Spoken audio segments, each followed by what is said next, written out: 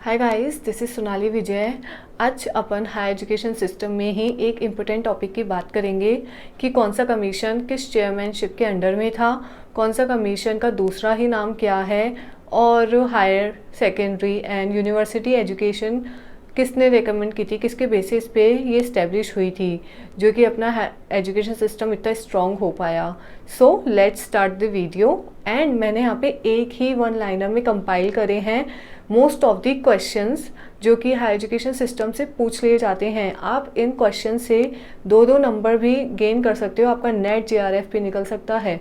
तो प्लीज़ मेरा मानना तो ये है कि आप इसको मिस ना करें, क्योंकि आपने ये थियोरेटिकल वे में बहुत ज़्यादा बार पढ़ा होगा, लेकिन वन लाइनर क्वेश्चन से ये सब चीज़ें आसान हो जाएगी, क्योंकि एग्ज़ाम में पूछा ही ये जाता है। आप थियोरेटिकल में इतना पढ़ लेते हैं कि आपको ये लगता है कि नहीं, अब ये भी आ सकता है क्वेश्चंस, लेकिन आपको क्रोनोलॉजी और पूरी समझना पड़ेगा कि कैसे कैसे क्वेश्चंस आते हैं। तो मैंने एक ही कंपाइल में ये सारे क्वेश्चंस एडजस्ट करे हैं आप लोगों के लिए। सो अपन ये वीडियो स्टार्ट करते हैं। Chairman of first Indian education commission, chairman कौन थे फर्स्ट इंडियन एजुकेशन कमीशन के? वो थे विलियम हंटर। ये क्वेश्चंस जो भी मैं आज आपके सामने लेके आई हूँ ना, वो किसी ना किसी वे में पूछे गए हैं। Chairman of Calcutta university commission, अब मैं ये जो 2, 3, 4 पॉइंट्स है ना, इसमें से मैं सिर्फ 2 पॉइंट लिख के ही छोड़ देती और बाकी आपको बोल के बता देती। तो लेकिन आप नोट डाउन करें या नहीं करें ये मुझे नहीं पता ना, इसीलिए मैंने 3 और 4 में भी सैडलर कमीशन ही लिखा है, क्योंकि मैं चाहती हूँ कि आपके पास ये नोट डाउन, ये जो पॉइंट्स है एक तरफ लिखे रहे और आप स्क्रीनशॉट लेकर इसको सेव कर सकें। तो कैलकाटा यूनिवर्सिटी कमीशन किसने रिकमेंड किया था, इसके चेयरमैन कौन थे? Michael Sadler. और इन्होंने ही हायर एजुकेशन के बारे में रिकमेंडेशन दी थी, माइकल सैडलर ने ही, या फिर ये बोल दो सैडलर कमीशन शॉर्ट में। कैलकाटा यूनिवर्सिटी कमीशन को ही सैडलर कमीशन बोला गया। ओके, 5th पॉइंट है यूनिवर्सिटी एजुकेशन कमीशन। ये किसकी देन थी? राधा कृष्णन कमीशन जो था ना, उन्होंने ही यूनिवर्सिटी एजुकेशन कमीशन की बात कही थी, और मुदालियर ने सेकेंडरी एजुकेशन कमीशन की। तो अपन यहाँ पे क्या है, secondary level Mudaliar, higher education level Sadler commission, university education Radhakrishnan commission. तो ये तीनों में कंफ्यूज नहीं होने का है, आपको बस ये पॉइंट्स ध्यान में रखने हैं। मुदालियर ने सेकेंडरी, सैडलर ने हायर और राधा कृष्णन कमीशन ने यूनिवर्सिटी। मतलब राधा कृष्ण जी ने इतनी बड़े लेवल पे एजुकेशन कमीशन की बात की थी, यूनिवर्सिटी लेवल की। ओके, और नेशनल काउंसिल ऑफ एजुकेशन, इसको बदल के जादवपुर यूनिवर्सिटी कर दिया गया। नेशनल काउंसिल ऑफ एजुकेशन का दूसरा नाम है Jadavpur university. Okay, education and national development report, ये रिपोर्ट थी जो किसने सजेस्ट की थी? कोठारी कमीशन ने। Education and national development report. 9th NKC national knowledge commission, Sam Pitroda, इन्होंने ही सजेस्ट की थी NKC, ये भी इम्पोर्टेंट है, Sam Pitroda. Inter university board, जिसे चेंज करके एसोसिएशन ऑफ इंडियन यूनिवर्सिटी कर दिया गया था। इंटर यूनिवर्सिटी बोर्ड को association of Indian university. Learning without burden, 1993 में आ गई थी वाली लाइन, लर्निंग विदाउट बर्डन वाली। तो और इनविजिबल वॉल्स, ये यशपाल कमेटी की रिपोर्ट में था। ये do you know what is invisible walls? Like जो हाई एजुकेशन में UG और PG लेवल पे जो थियोरेटिकल पढ़ाई होती रहती है ना, तो भाई उसको ज़्यादा भी थियोरेटिकली मत करो, प्रैक्टिकल भी नॉलेज दो। तो ये जो थियोरेटिकल और प्रैक्टिकल के बीच की जो वॉल है ना, उसे ट्रांसपेरेंट बनाओ कि भाई नहीं, अपन को प्रैक्टिकल नॉलेज पे भी ध्यान देना है।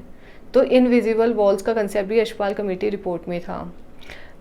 India institute of science education and research IISER, Sharma committee ने बोला कि भाई टेक्निकल एजुकेशन की बात इन्होंने ही कही थी शर्मा कमेटी में ही, कि भाई साइंस और टेक्नोलॉजी की बात, इसके लिए इंस्टीट्यूट बनाओ। ये शर्मा कमेटी ने अनाउंस किया था। And last point is national policy on education 1968। ये आई थी इंदिरा गांधी के टाइम पे जब वो प्राइम मिनिस्टर थी, और इसी के बाद 1986 में राजीव गांधी जब प्राइम मिनिस्टर थे तब national policy on education second आई। तो इसमें कन्फ्यूजन ये होता है कि 1968 और फिर कौन सी आई थी, तो 1986। मैंने जस्ट ये देखो, पहले 6 है देन 8 है, और फिर नेक्स्ट टाइम जो आई थी वो 86 में आई थी। तो national policy on education 1968, then national policy on education Rajiv Gandhi के टाइम पे आई थी, और फिर 1990 में बोला गया आचार्य रामामूर्ति जी को कि इसमें मॉडिफाइड किया जाए नेशनल पॉलिसी ऑन एजुकेशन में। तब उन्होंने 1 साल तक देखा मॉडिफाइड करने के लिए, मॉडिफाई 1 साल में नहीं हो पाई, तो 1991 में एन जनार्दन रेड्डी कमेटी के अंडर में इसे वापस मॉडिफाइड किया गया। जो आचार्य रामामूर्ति ने रिपोर्ट दी थी उसी रिपोर्ट में मॉडिफाइड करने को कहा गया, और फिर ये रिपोर्ट 1992 में सबमिट की गई। तो अभी तक का आपको समझ में आया। 1968 सिंपल है, national policy on education first 1968 में आई थी at the time of Indira Gandhi. Okay, national policy on education 1986 वाली आई थी राजीव गांधी के टाइम पे। फिर क्या हुआ, इसी पॉलिसी को मॉडिफाइड करने के लिए बोला गया, जो कि आचार्य रामामूर्ति जी ने मॉडिफाइड की 1990 में।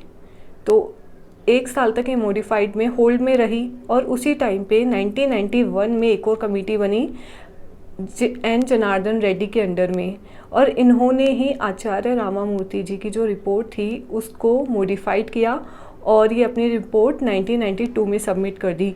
तो मतलब 1990 से 1992 तक तो ये मॉडिफाइड होती रही 1986 वाली, और फिर 1992 में फाइनली एन जनार्दन रेड्डी जी ने इसे सबमिट कर दिया।